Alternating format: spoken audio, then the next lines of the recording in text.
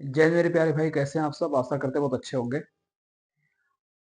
आज 2 दिन के क्लास गैप के बाद आज हम फिर से उपस्थित हुए आपके बीच।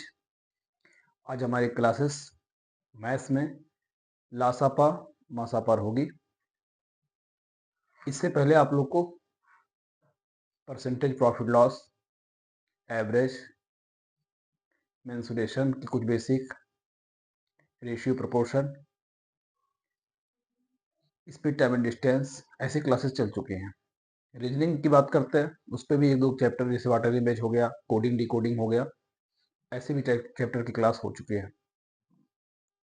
तो आप लोग हमें सपोर्ट करें और हमारे वीडियो को अधिक से अधिक लोगों में शेयर करें। आइए, आज का टॉपिक हमारा होगा लाशापा मासापा।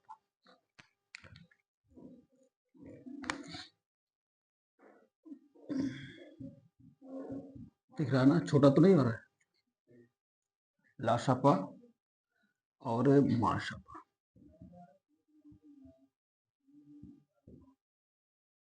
देखिए, बहुत बड़ी वीडियो नहीं ले जाएंगे, हम आपको इतना समझा सकते हैं कि लाशापा मासापा होता क्या है। नेक्स्ट वीडियो में इसके क्वेश्चन अच्छे अच्छे लेवल कराएंगे। अभी हम इतना स्पष्ट कर देंगे कि लाशापा मासापा में क्या डिफरेंट होता है, कैसे विभेद करते हैं, कैसे ज्ञात करते हैं, क्या क्या तरीके होते हैं, कितने तरीकों से इसको हल किया जा सकता है, आज इस वीडियो में समझेंगे। लाशापा को बोलते हैं लघुत्तम समापवर्तक, लघुत्तम समापवर्तक, और मासापा को बोलते हैं महत्तम समापवर्तक। इंग्लिश में बोलते हैं least common factor, sorry LCM होता ना, इसको इंग्लिश में एलसीएम बोलते हैं, लीस्ट कॉमन मल्टीपल, और इसको बोलते हैं एचसीएफ, हाईएस्ट कॉमन फैक्टर। यहाँ पे गुणज होता है, यहाँ पे मल्टीपल होता है, ये फैक्टर होता है, यहाँ पे मल्टीपल होता है, लीस्ट होता है, common multiple, highest common factor. परिभाषा की अगर बात करते हैं तो इसकी परिभाषा हम लिख देते हैं आ रहा वीडियो में। वह छोटी से छोटी संख्या, वह छोटी से छोटी संख्या जो दी गई संख्या से पूर्णतः विभाजित हो,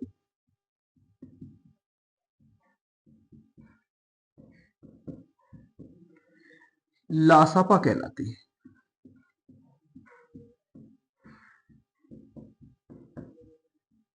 लासापा कहलाती है, एलसीएम कहलाती है। वह छोटी छोटी संख्या जो दी गई संख्या से पूर्णतः विभाजित हो, लासापा कहलाती है, अर्थात एलसीएम कहलाती है। आइए एग्जाम्पल से समझते हैं इसके। आ रहा है नीचे, जैसे मैंने कहा 12 और 15 का एलसीएम क्या होगा? 12-15 का एलसीएम क्या होगा? तो 12-15 का एलसीएम परिभाषा स्पष्ट करी। 12-15 का एलसीएम क्या होगा? वह छोटी छोटी संख्या जो दी गई, इन्हीं संख्याओं से कटनी होगी, छोटी से छोटी हो। 12-15 ऊपर लिखते हैं, आ रहा है ना? तो चलिए मैं वह छोटी छोटी संख्या ज्ञात करता हूं जो इन दोनों से कटे। तो वैसे तो स्पष्ट होगा, 60-60 इन दोनों से कटेगा, लेकिन मैंने 60 तक कैसे पहुंचा? चलिए मैं 15 को लेता हूं, नहीं आ रहा है? और नीचे अगर 15 को लेता हूं, 15 से सिर्फ 15 कट जाएगा, 12 नहीं रहेगा। तो 15 का दूसरा गुणज होगा 30, 15 से कट जाएगा लेकिन 12 से नहीं। 15 का तीसरा होगा 45, 15 से कटेगा लेकिन 12 से नहीं। और 15 का चौथा गुणज होगा 60। 60 हुआ छोटी से छोटी संख्या है जो 12 से विभाजित होती है और 15 से। तो 12 और 15 का एलसीएम 60 हो जाएगा। तो आपको लग रहा होगा कि यहाँ पे छोटी से छोटी लिखा गया, यहाँ 12-15 आ रहा है, 12-15 से ये बड़ी आ रही है। मतलब याद रखिएगा, 1 से लेकर 60 नंबर तक की सभी संख्याओं में 60 बस छोटी से छोटी संख्या है जो 12 और 15 विभाजित होती है। इसके बाद की बात करेंगे तो 120 भी विभाजित होता है, 180 विभाजित होता है, 240 विभाजित होता है। ये सभी नंबर 12 और 15 से विभाजित होंगे, लेकिन इसमें 60 सबसे छोटा नंबर है जो 12 और 15 से विभाजित होगा, इसलिए 12-15 का एलसीएम 60 होगा, ना कि 120, ना कि 180 होगा। उससे पहले अगर हम बात करेंगे 45, 45 12 से नहीं होगा, 15 से होगा। उससे पहले बात करेंगे 30, 15 से होगा, ना कि 12 से होगा। उसके पहले आएगा 15, 12 से नहीं होगा, लेकिन 60 12 से भी विभाजित होता है, 15 से विभाजित होता है, इसलिए 60 वह छोटा से छोटा नंबर है जो 12 और 15 दोनों से विभाजित होता है, इसलिए 12 और 15 का एलसीएम 60 होगा। हमें लगता है आपको इस परिभाषा से और इस एग्जाम्पल से ये 12-15 का एलसीएम और एलसीएम का कॉन्सेप्ट क्लियर हो गया होगा। ठीक है, एक बार इसका स्क्रीनशॉट कीजिए मिटा के, फिर से एक दो एग्जाम्पल लेते हैं।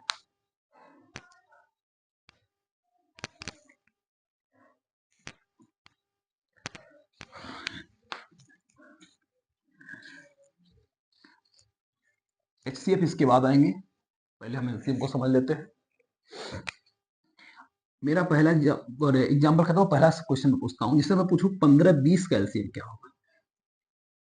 ठीक है, कई सारे मेथड होंगे, पहले इसको एक बार बेसिक से समझा देते हैं एलसीएम निकालने की विधि। परिभाषा आपको याद होना चाहिए, वह छोटी छोटी संख्या जो दी गई संख्या से पूर्णतया विभाजित हो जाए।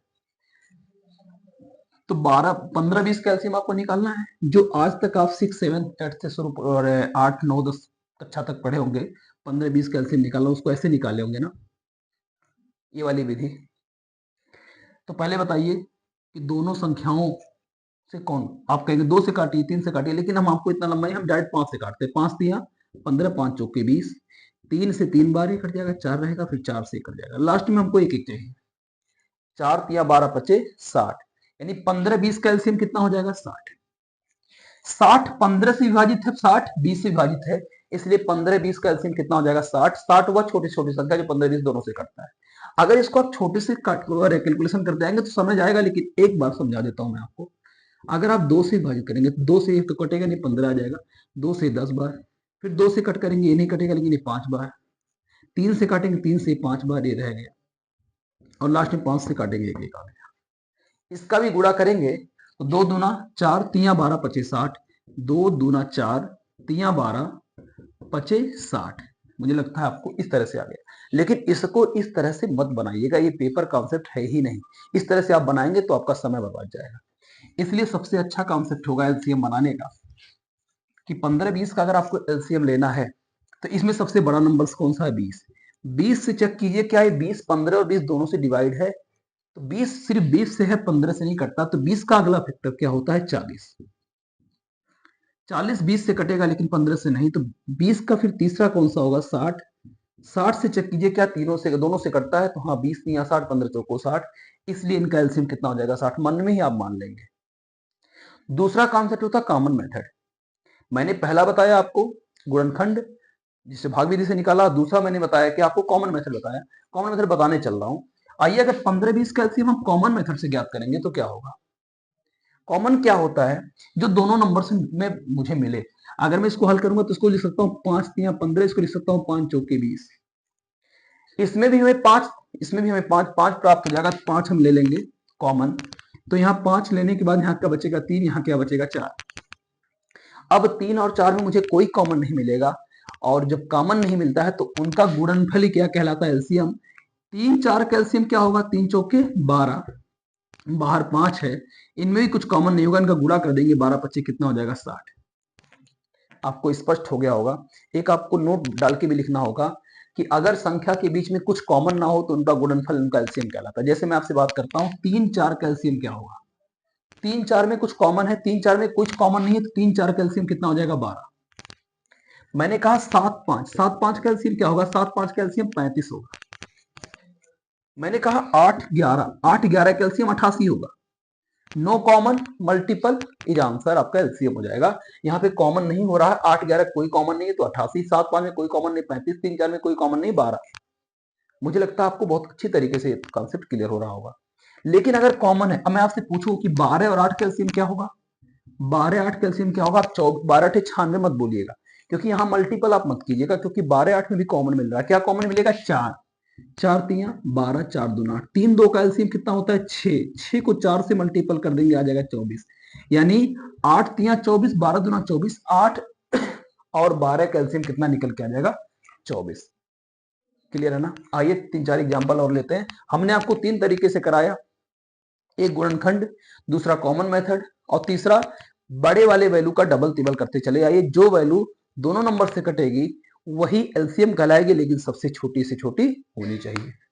चलिए एक क्वेश्चन और लेते हैं, तीनों मेथड से समझेंगे, उसके बाद से फिर हम आपको एचसीएफ बताएंगे।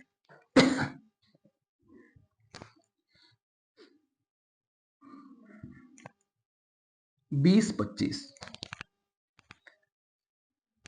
मेथड नंबर 1 होगा मेरा 20-25 से। पहले मैं इसको 5 से काटूंगा, 5 से काटूंगा, 5 चौक के 20, 5 पचे 25, फिर 4 से काटूंगा, 4 एक कम 4, फिर 5 रह जाएगा, फिर 5 से काटूंगा, 1 हो जाएगा, 1 हो जाएगा। तो 5 चौक के 20 पचे 100। अगर मैं इनका एलसीएम निकालूंगा, सबका गुणा करूंगा, तो 5 चौक के 20 पचे कितना हो जाएगा 100। ये मेरा पहले मेथड से इसका एलसीएम कितना निकल के आ गया 100। इसको आप इसमें शॉर्ट कीजिए, 20-5 के एलसीएम इस विधि से कितना निकल के आया 100। इसका मेथड नंबर 2 हम बात करेंगे। इसके शॉर्ट आप लेते रहिए, तो तेरे वीडियो को रोक रोक कर लिखते जाइए। 20-5 का अगला common method, method number 2 common method. अगर मैं 20 और 25 में कॉमन ढूंढूंगा तो मुझे 5 मिलेगा। तो 5 चौके कितना होता 20, 5 पच्चे कितना होता 25। अब वही मैंने पढ़ाया कि 4-5 में कोई कॉमन नहीं है, कॉमन नहीं है तो उनका गुणनफल उनका एलसीएम कहलाया जाएगा। यानी 4-5 का गुणनफल ही कहलाएगा एलसीएम। 4 पच्चे 20 और बाहर 5 आपका है, तो 20 पच्चे कितना हो जाएगा 100। ये common method LCM method number 2, common method method number 2। इसको भी स्क्रीनशॉट कीजिए। और मेरा लास्ट कॉन्सेप्ट, सबसे अच्छा कॉन्सेप्ट मेथड नंबर 3 है, जो ये बताता है कि आप गेस के रूप में आंसर निकालिए। मैं पूछता हूं सबसे बड़ा नंबर 25 है, क्या 25 20 से कटेगा? नहीं। तो 25 का अगला 50, क्या 20 से कटेगा? नहीं। 25 का फिर तीसरा गुणनफल 75, तक 20 से नहीं कटेगा। लेकिन 25 का चौथा गुणनफल जैसे ही हम लेंगे 100, वो 25 से भी कट जाएगा 4 बार, 20 से भी कट जाएगा 5 बार, इसलिए इसका एलसीएम कितना हो जाएगा 100। यानी 100 वह छोटी छोटी संख्या है जो 20 और 25 से पूर्णतः विभाजित हो जाती है। हम आशा करते हैं कि आपको एलसीएम हर तरीके से निकालना आ गया होगा। ठीक है, मैं 3 से 4 सवाल देता हूं आपको कमेंट में बताने के लिए। इसका आप रिस्पांस हमें कमेंट में दीजिएगा, देखता हूं कितने लोग सही कर पाते हैं। उसके बाद से फिर मैं एचसीएफ को कवर करते हैं। जैसे मैं पूछूंगा एबी का एलसीएम क्या होगा, एबी का एलसीएम, तो यहां पे संख्या होती समझ में आता है। एबी का एलसीएम कुछ कॉमन नहीं है, तो एबी का एलसीएम ए गुणे बी होगा। कोई कॉमन नहीं, मल्टीपल कर दीजिएगा। मैंने कहा 3 और 7 कैल्शियम क्या होगा, कुछ कॉमन नहीं, तो 3 गुणे 7 बराबर कितना 21 हो जाएगा। लेकिन मैं आपसे पूछूं कि 12 और 15 कैल्शियम क्या होगा, तो आप बुरा मत करिएगा, यहां 3 कॉमन ले लीजिएगा। 3 चौके 12, 3 पचे 15, 4 5 कैल्शियम कितना होता है 20, 20 को 3 से गुणा कर देंगे कितना हो जाएगा 60। अभी तक मैंने इतना ही पढ़ा, एक बार इसको स्क्रीनशॉट कीजिए।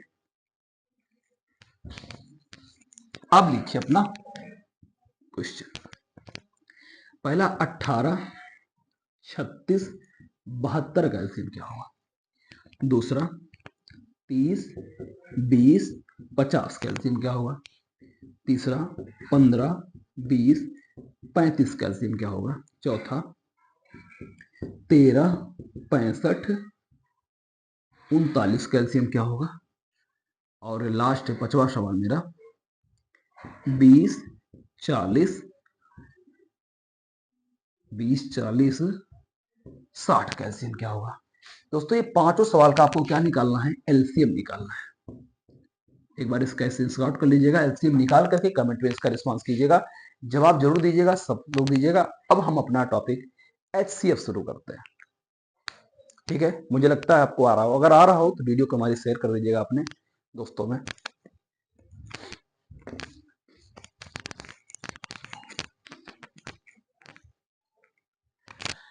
आइए दोस्तों, हम पढ़ेंगे एचसीएफ। एचसीएफ का फुल फॉर्म होता है हाईएस्ट कॉमन फैक्टर। एचसीएफ का full form highest common factor. महत्तम समापवर्त, शॉर्ट फॉर्म में इसको मासापा बोलते हैं, इसको मासापा भी बोलते हैं और महत्तम समापवर्त भी बोलते हैं। क्लियर है, चलिए शुरू करते हैं। इसकी परिभाषा अगर हम लिखें तो इसकी परिभाषा होती है वह बड़ी से बड़ी संख्या,